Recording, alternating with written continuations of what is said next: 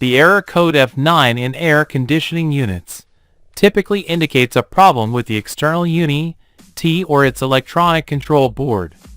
This can include electrical issues, faulty sensors, or compressor malfunctions. Below are the initial troubleshooting steps for addressing issues related to the F9 error code, regardless of the brand. Step 1. Turn off and unplug the air conditioner for a few minutes.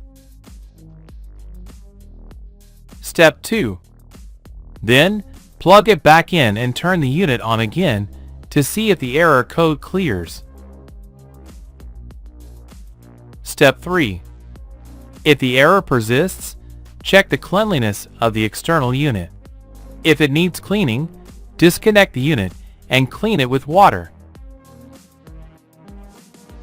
If the F9 error persists, here are more specific meanings and some steps to resolve the issue according to the brand. For voltage, the F9 code indicates a failure in the external unit's fan. To resolve this issue, follow these steps. 1. Check if the fan of the external unit is rotating normally. 2. If it is not rotating normally, turn off the unit and try to manually spin the fan blades to rule out issues with the external fan motor bearings. 3.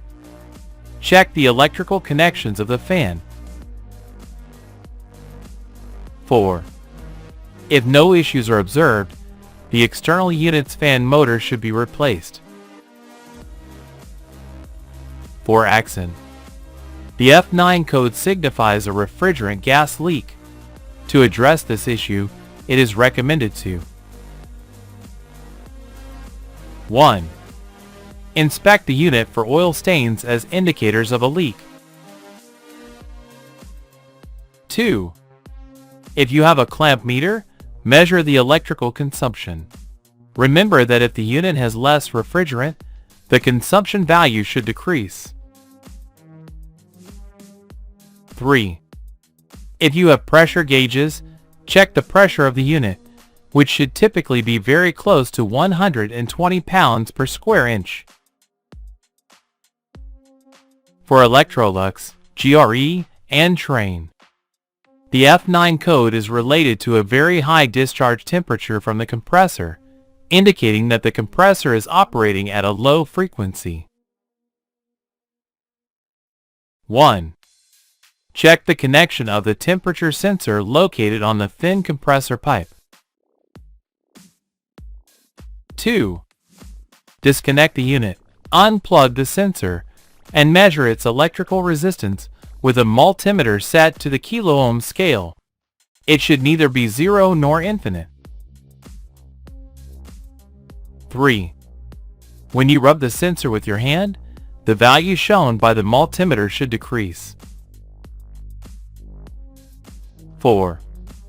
If you have the temperature versus resistance chart in the service manual, you can check it to see if it matches the multimeter reading. 5. If everything seems fine, rule out power supply issues to the sensor from the external electronic control board. To do this, reconnect the unit, turn on the control board, and check with the sensor connected if the voltage reading is around 2.5 volts. If not, the control board has problems. For higher, the F9 code can indicate low pressure in the unit. First, rule out refrigerant leaks by following the steps specified earlier. Additionally, check the cleanliness of the internal unit, the air filters of the internal unit, and the correct speed of the internal unit fan.